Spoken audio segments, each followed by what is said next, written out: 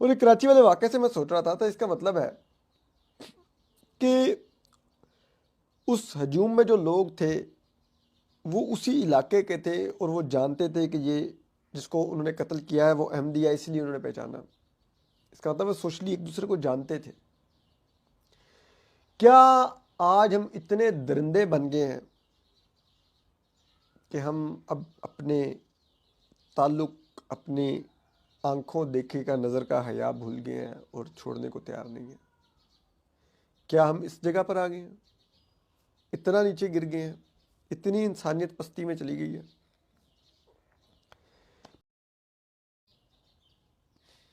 آپ کو ایک اور واقعہ سنا دیتا ہوں احمدیوں سے جڑا ہوا.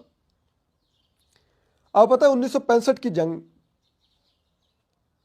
وہ شروع اس بنیاد پہ ہوئی کہ پاکستان ایک آپریشن جبرالٹر کر رہا تھا، جس کے تحت جو چھمب جوڑیاں کا محاذ تھا وہاں سے ہم نے بھارت میں پینیٹریٹ کرنا تھا اور بھارت کی کشمیر کے لیے سپلائی لائن کاٹ دینی تھی. اور پھر ہم نے ہمارے فوجی منصوبہ سازوں کا منصوبہ یہ تھا کہ کشمیر آزاد کروا لینا تھا. اس آپریشن کی command major general Akhtar Hussain ملک کر رہے تھے اور پاکستانی فوج بڑی کامیابی سے چھمب کے محاذ پر پیش قدمی کر رہی تھی. ابھی 1965 کی جنگ پوری شروع نہیں ہوئی کہ بھارت نے پورا پھر کھول دیا پورے پاکستان پہ جنگ. یہ ایک بڑی محدود اور ٹارگیٹڈ پاکستانی فوج کارروائی کر رہی تھی. جنرل اختر حسین ملک، میجر جنرل اختر حسین ملک پیش قدمی کر رہے تھے. میجر جنرل اختر حسین ملک ایک احمدی تھے. آخری وقت میں ہمیں یہ ہوا کہ احمدی میجر جنرل کو یہ کریڈٹ ملے گا کہ اس نے کشمیر آزاد کروایا اور اس نے وہ کر دیا. جاری جنگ میں ہم نے کمانڈ تبدیل کر the major general Akhtar Hussain ملک کو ہٹا کے، جن کے بارے میں کہا جاتا ہے کہ بڑے سمارٹ اور دلیر افسر تھے، ان کی جگہ میجر جنرل یحییٰ خان کو تعینات کر دیا. اور میجر جنرل یحییٰ خان کے جانے کے بعد آپریشن جبرالٹر میں پاکستانی فوج فیل ہونے لگ گئی، ہارنے لگ گئی. بھارتی فوج نے پیش قدمی شروع کر دی. جن لوگوں کو ہم نے بارڈر پار کروایا تھا کہ جب ہم کشمیر کی سپلائی لائن کاٹ دیں گے بھارتی فوج کی تو آپ پھر وہاں پر لڑیں گے، وہ بھی پھنس گئے. وہ بڑی تعداد میں مارے گئے، کچھ واپس بمشکل نکل کے آ سکے. اور پھر پورے پاکستان پر بھارت نے جنگ مسلط کر دی. اور پھر جس میجر جنرل یحییٰ خان کو ہم نے تعینات کیا تھا، بعد میں وہی major general Yahya Khan promote ہو کے لیفٹیننٹ بنے اور پھر پاکستان کے آرمی چیف بھی بنے اور ان کی کمانڈ میں آدھے سے زیادہ پاکستان سے علیحدہ ہو گیا. کیا ملا ہمیں یہ کر کے؟ ایک احمدی تو شاید پیش قدمی کر رہا تھا بھارت کے اندر، لیکن جو ہم نے اپنا سچا مسلمان نکال کے بھیجا جنرل یحییٰ خان، اس نے چھم جوڑیاں میں بھی ہمیں ہروا دیا. اس نے 71 کی جنگ بھی پاکستان کو ہروا کے آدھے سے زیادہ پاکستان ٹکڑے کروا دیا. اور پھر پتہ چلا کہ جی وہ شرابی بھی تھا، زانی بھی تھا، وہ پتہ نہیں کیا کیا کرتا تھا. تو کبھی تو سوچئے کہ ہم اس مائنڈ سیٹ سے کب باہر آئیں گے. ہمیں اپنے ملک کو دیکھنا ہے، اپنے ملک کو ترقی دینی ہے، اپنے لوگوں کو خوشحال کرنا ہے. ہم نے اپنی مذہبی جو ہماری تعلیمات ہیں اس کے مطابق اپنی جو ہم نے عبادت کرنی ہے. اگر ہم مسلمان ہیں ہم اپنی مساجد، امام بارگاہوں کا رخ کریں. کوئی غیر مسلم ہے، کوئی کرسچن ہے ہمارا بہن بھائی، وہ رخ کرے چرچ کا. ہندو رخ کریں اپنے مندر کا، سکھ رخ کریں گردواروں کا، احمدی رخ کریں اپنی عبادت گاہوں کا. سب لوگ اپنی جو کسی کی عبادت گاہ ہے وہ جائے وہاں پر. ان کو آزادی ہونی چاہیے. یہ ہم کون ہیں طے کرنے والے کہ نہیں؟ ہم طے کریں گے کہ کس کو اقلیت ماننا ہے، کس کو نہیں ماننا. بھائی بس کر دیں، اس چیز سے باہر نکلیں. سے ایک بڑا دماغ نہیں پیدا کیا اس ملک میں، ایک بڑا آدمی پیدا ہوا ہے. میں انٹلیکچولی بات کر رہا ہوں. یہ ملک ہے سب کا ہے. جناح صاحب کے سٹیٹمنٹس ریکارڈ پہ ہیں کہ ہندو اپنی جگہ، فلاں اپنی جگہ. اس کو آپ جو بھی لیبل لگائیں، ڈاکٹر عبدالسلام، اس کو انہوں نے ٹھڈے مار کے اس ملک سے باہر نکال دیا. دو نام میرے ذہن میں آتے ہیں جی. ایک جنگ کی پیداوار ہے ڈاکٹر عبدالسلام، साइंस में जो दुनिया में सबसे बड़ा अवार्ड मिल सकता है वो नोबेल प्राइज है. ये जंग में पैदा हुए, इनको नोबेल प्राइज मिला, और 6 अरब लोग रहते हैं. सिर्फ अब्दुल सलाम साहब की समझ में आया कि इलेक्ट्रोवीक थ्योरी क्या चीज होती है. उन्होंने वो थ्योरी पेश की दुनिया को. 7 साल पहले जब मैं 18 साल का था तो मैं लॉर्ड हिल्टन में इंटर्नशिप कर रहा था. उस वक्त डॉक्टर अब्दुल सलाम को नया यानी कुछ महीने पहले नोबेल प्राइज मिला था, और दुनिया में बहुत बड़ा डंका बज रहा था कि प्रोफेसर अब्दुल सलाम पाकिस्तान से एक पंजाब यूनिवर्सिटी के टीचर, उनको जो है नोबेल प्राइज स्टीफन हॉकिंग के साथ वो नॉमिनेट हुए. तो वहां पे मैं फ्रंट ऑफिस में था और मैं चेकआउट कर रहा था कुछ लोगों को. तो एक साहब मेरे पास आए, बड़े भारी भरकम से सूट पहना हुआ था, दाढ़ी उन्होंने रखी हुई थी छोटी छोटी, और मैं उनको जानता नहीं था. तो उन्होंने मुझे कहा, तो मैंने कहा जरा please wait, I am busy, can't you see I am checking out people. अब वो मैंने 8-10 लोगों को चेकआउट किया, आराम से अंदर गया. मैं वहां पे जैसे उस वक्त का एक मामूल था हमारा, थक के आदमी एक सिगरेट लगाता है और पी के फिर मैं बाहर आया तो मैंने देखा वही साहब खड़े हुए हैं वहां पे ब्रीफ के साथ में. तो मुझे एकदम अपनी गलती का एहसास हुआ. तो मैंने कहा sir I am sorry but आप यू नीडेड समथिंग. तो उन्होंने कहा हाँ जी मैंने चेक इन होना है, तो मेरी रिजर्वेशन है. मैंने कहा आपका नाम क्या है? उन्होंने कहा प्रोफेसर डॉक्टर अब्दुल सलाम. तो मैं 1 सेकंड के लिए काम किया. मैंने कहा अब तो नौकरी गई, इंटर्नशिप गई, सब कुछ गया इस आदमी के लिए. तो मैंने कहा आई एम वेरी सॉरी, आपने मुझे बताया क्यों नहीं पहले? तो उन्होंने कहा नहीं आप बिजी थे और मैं देख रहा था.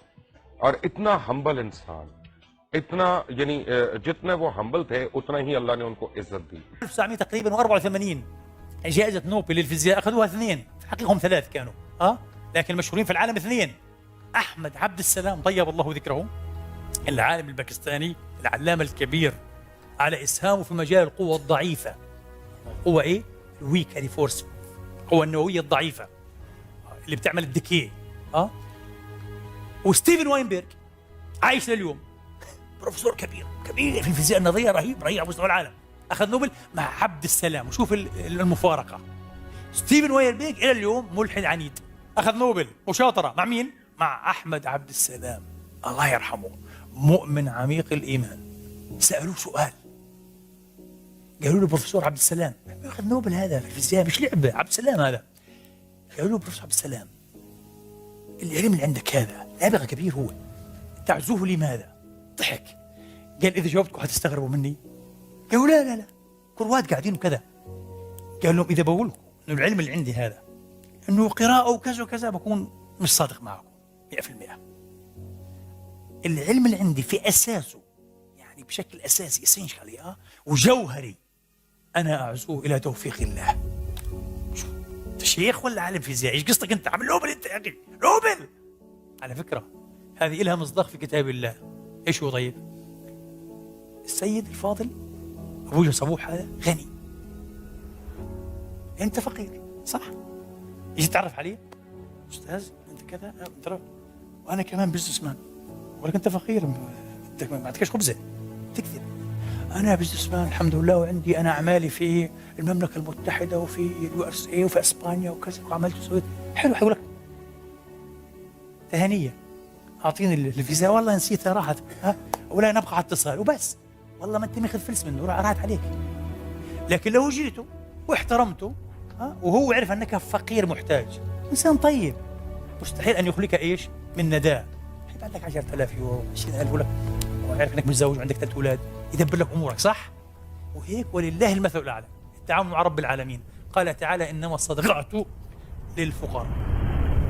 لما تتحقق بفقرك وتثبت لله أنني فقير إليك يا رب، أنا فقير، أنا جاهل، أنا بغير مددك أجهل عبادك، وأنا بغير عزك أذل عبادك، وأنا بغير قوتك أضعف عبادك، وأنا وأنا وأنا وأنا. الله شو بقول لك؟ إنما الصدقات للفقراء. أنت فقير؟ هتصدق عليك، وشوف رب العالمين بتصدق عليك إيش حيعطيك. فهمتوا؟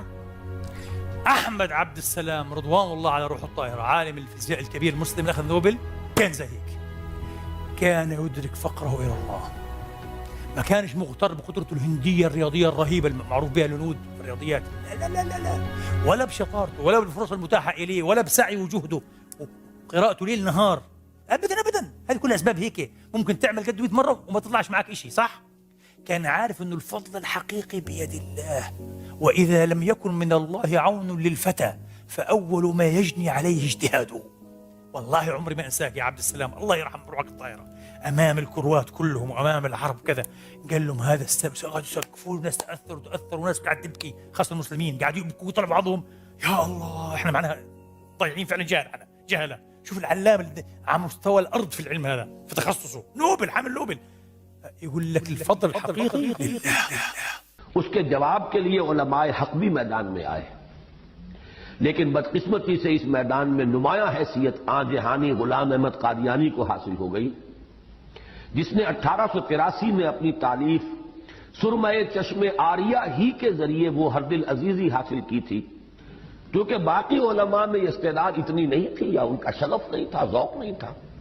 इस शख्स ने खास इस मैदान के अंदर जो एक्सपर्टीज है, जो दरकार है, महारत वो हासिल की और आर्यों के साथ मुनाजरे किए, उन्हें शिकस्तें दी और किताब लिखी सुरमए चश्मे आरिया। नतीजा ये हुआ मुसलमानों में पॉपुलर हो गया। जाहिर बात है हमले का जवाब दे रहा है, मुसलमानों की तरफ से मुदाफियत कर रहा है। मुझे आज भी याद है, हमारे हमसाए थे,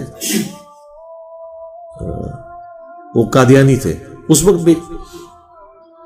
खैर हम थे बरेलवियों से बड़ा कॉन्फिडेंट कौन होगा, इश्क रसूल के अलंबरदार ठेकेदार।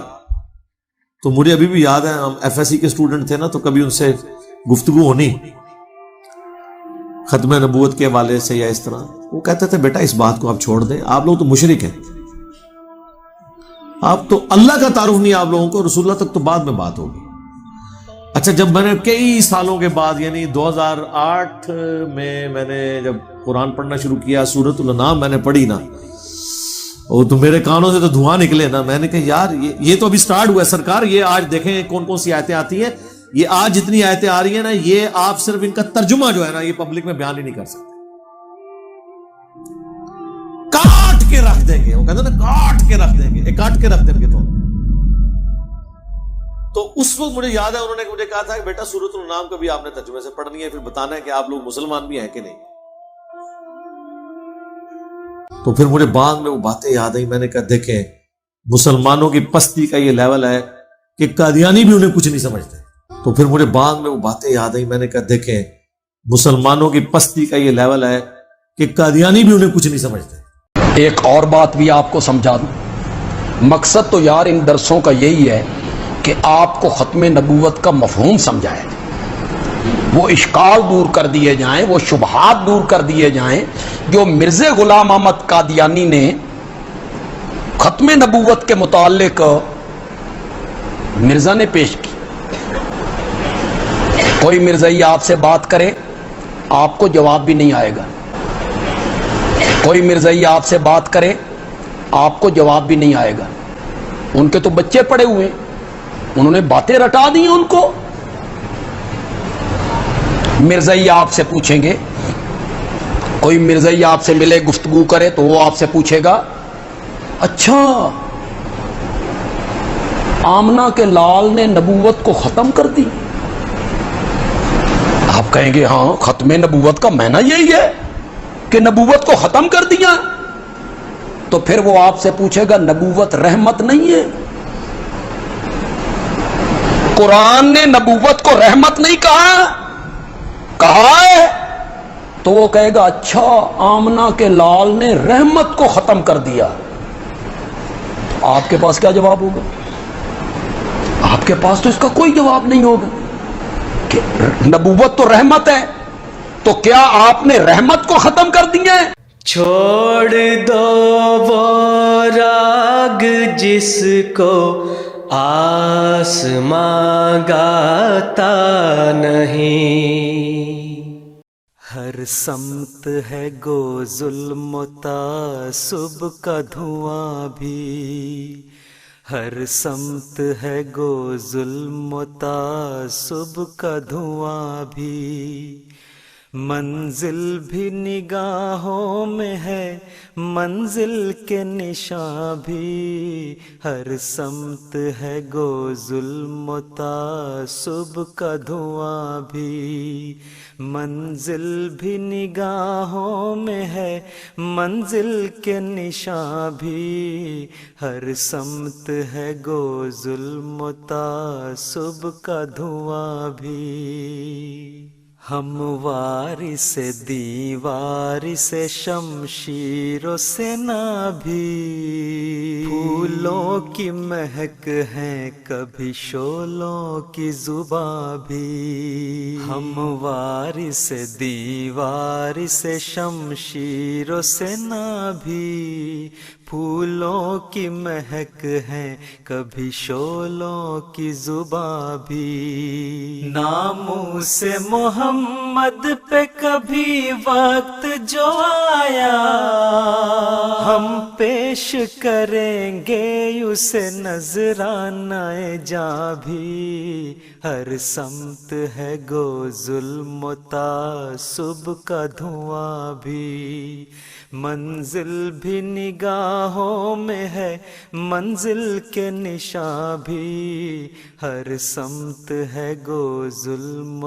تعصب کا دھواں بھی، ہم وہ ہے کہ دشمن کو بھی دیں دل سے دعائیں، جو آئے مٹانے اسے دیں امن و امان بھی، ہم وہ ہے کہ دشمن کو بھی دیں دل سے دعائیں، جو آئے مٹانے اسے دیں امن و امان بھی، افریقہ کے صحرا میں کیا ہم نے اجالا، یورپ کے کلیساؤں میں دی ہم نے اذاں بھی، ہر سمت ہے گو ظلم و تعصب کا دھواں بھی، منزل بھی نگاہوں میں ہے منزل کے نشاں بھی، ہر سمت ہے گو ظلم و تعصب کا دھواں بھی، الہاد کو للکارا سر محفل الہاد، تسلیس کے چہرے کو کیا ہم نے عیاں بھی، الہاد کو للکارا سر محفل الہاد، تسلیس کے چہرے کو کیا ہم نے عیاں بھی، توحید کے مت والوں پہ تکفیر کے فتوے، واعظ کا ہے کیا خوب یہ انداز بیاں بھی، ہر سمت ہے گو ظلم و تعصب کا دھواں بھی، منزل بھی نگاہوں میں ہے منزل کے نشاں بھی، ہر سمت ہے گو ظلم و تعصب کا دھواں بھی، کرتے ہیں بہاروں پہ وہ تنقید مسلسل، چہروں پہ لیے پھرتے ہیں جو رنگ خزاں بھی، کرتے ہیں بہاروں پہ وہ تنقید مسلسل، چہروں پہ لیے پھرتے ہیں جو رنگ خزاں بھی، اس راز سے واقف نہیں نفرت کے پجاری، دنیا میں ہے ایک چیز محبت کی زباں بھی، ہر سمت ہے گو ظلم و تعصب کا دھواں بھی، منزل بھی نگاہوں میں ہے منزل کے نشاں بھی، ہر سمت ہے گو ظلم و تعصب کا دھواں بھی، اٹھی ہے کچھ اس ڈھنگ سے وہ چشم کرم آج، میں خار بھی سیراب ہوئے تشنا وہاں بھی، اٹھی ہے کچھ اس ڈھنگ سے وہ چشم کرم آج، میں خار بھی سیراب ہوئے تشنا وہاں بھی، مظلوم کی آہوں سے لرز جاتے ہیں افلاک، طوفان اٹھا دیتا ہے ایک اشک رواں بھی، ہر سمت ہے گو ظلم و تعصب کا دھواں بھی، منزل بھی نگاہوں میں ہے منزل کے نشاں بھی، ہر سمت ہے گو ظلم و تعصب کا دھواں بھی، ہو جائیں گے معلوم زمانے کو حقائق، چھٹ جائے گا ایک روز تعصب کا دھواں بھی، ہو جائیں گے معلوم زمانے کو حقائق، چھٹ جائے گا ایک روز تعصب کا دھواں بھی۔ اے دیکھنے والو ہمیں نفرت سے نہ دیکھو، ہم خاک نشینوں سے ہے تزئین جہاں بھی، ہر سمت ہے گو ظلم و تعصب کا دھواں بھی، منزل بھی نگاہوں میں ہے منزل کے نشاں بھی، ہر سمت ہے گو ظلم و تعصب کا دھواں بھی، ہم ان کے ہیں جو ان کا ہو وہ مٹ نہیں سکتا، ہو در پہ آزار اگر سارا جہاں بھی، ہم ان کے ہیں جو ان کا ہو وہ مٹ نہیں سکتا، ہو در پہ آزار اگر سارا جہاں بھی، پچھتائیں گے کل اپنے ہر ایک جور پہ ثاقب، دیتے نہیں جو آج ہمیں اذن مخالفین احمدیت غور سے سن لو، ہمیں اس کلمے کی قسم جو قیامت کے دن ہمارے اور تمہارے درمیان فیصلہ کر کے بتائے گا کہ لا الہ الا اللہ محمد رسول اللہ سے حقیقی وفا کرنے والے ہم ہیں کہ تم۔ بھی ہر سمت ہے گو ظلم و تعصب کا دھواں بھی، سازش کوئی بنائی گئی ہے جس کے تحت احمدیوں کی عبادت گاہوں کو نقصان پہنچانا، انہیں ذاتی طور پر جسمانی طور پر ان کو نقصان پہنچانا، ان کی ماں بہن بیٹیوں کو کی بے حرمتیاں کرنا۔ اب آپ مجھے بتائیے، جب آپ آئین میں لکھ چکے ہیں، جب آپ باقاعدہ پارلیمنٹ میں انہیں غیر مسلم قرار دے چکے ہیں کہ وہ اپنے آپ کو شناختی کارڈ میں مسلمان نہیں لکھ سکتے، انہیں احمدیز لکھنا ہوگا یا قادیانی لکھنا ہوگا یا کچھ اور لکھنا ہوگا، لیکن وہ مسلمان نہیں لکھ سکتے۔ مجھے بہت افسوس ہے، خصوصاً کراچی کے اندر، وہ بھی نارتھ کراچی کے اندر، وہ بھی ناظم آباد میں، صدر میں، بنس روڈ کے علاقے میں، کہ جو احمدیز جمعے کی نماز پڑھ کے نکل رہے ہیں ان کو زد و کوب کیا جا رہا ہے، مسجد کے آگے نارتھ کراچی میں مظاہرے کیے جا رہے ہیں۔ اچھا، اب ذرا غور سے سنیے، مظاہرے کرنے میں جب ان سے پوچھا جاتا آپ کیوں کر رہے ہیں تو کہتے ہیں یہ رکوع و سجود، یہ رکوع کیوں کرتے ہیں، سجدہ کیوں کرتے ہیں، ہماری طرح نماز کیوں پڑھتے ہیں؟ یعنی کیا بدماشی کی بات ہے، یہ کیا غنڈہ گردی کی بات ہے، کیا بےہودگی کی بات ہے؟ یعنی اگر وہ آپ کی رہے ہیں لیکن آپ تو ان کو غیر مسلم کہہ چکے ہیں، آپ کا کوئی تعلق نہیں ہے ان سے کہ ان کے طریقہ عبادت پر آپ اعتراض کریں، ان کی عبادت گاہوں کو نقصان پہنچائیں۔ کیا مذاق لگا رکھا آپ لوگوں نے؟ یہ سراسر ظلم ہے، جبر ہے، غنڈہ گردی ہے، بدماشی ہے۔ اور اس کے علاوہ میں اور کیا نام دے سکتا ہوں؟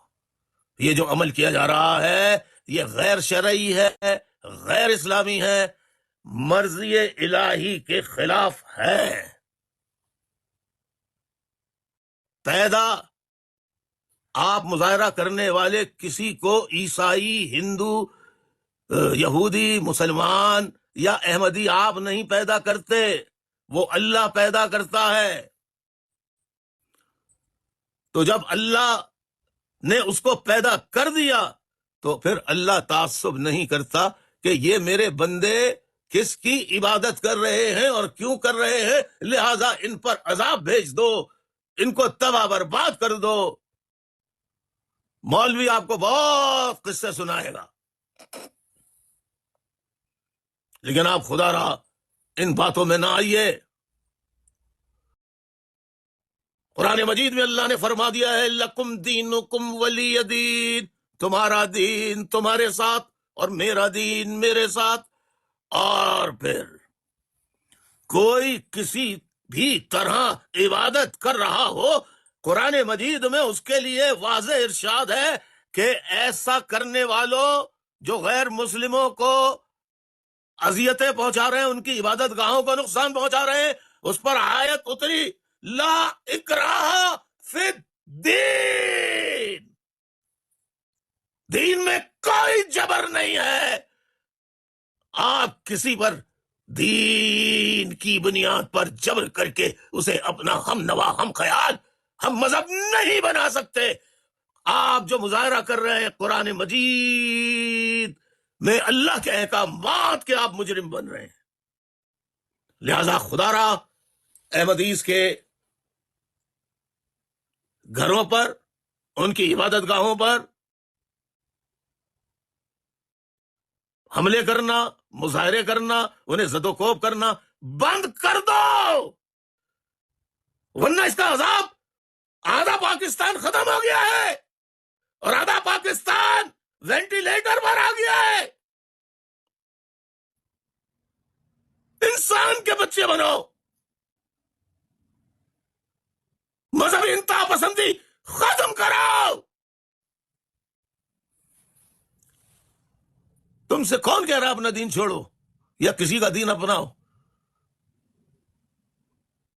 لہذا خدا را احمدیز کو نقصان یا ان کی عبادت گاہوں کو نقصان نہ پہنچائے. اسی طرح عیسائی ہیں، ہندو ہیں، اسی طرح بدھ مت ہیں، ان کی عبادت گاہیں بھی ہیں، ان کی عبادت گاہوں کو بھی نقصان نہ پہنچائے. خدا را الطاف حسین کی بات کو سمجھنے کی کوشش کرے. میں روح ہے اسلام بتا رہا ہوں آپ کو. جہاں انسانیت کا احترام نہیں، وہاں انسان کتنا ہی مسلمان ہو دائرہ اسلام سے خارج ہو جاتا ہے. رکھتے ہیں مسلمانوں کا دین، ہم تو رکھتے ہیں مسلمانوں کا دین.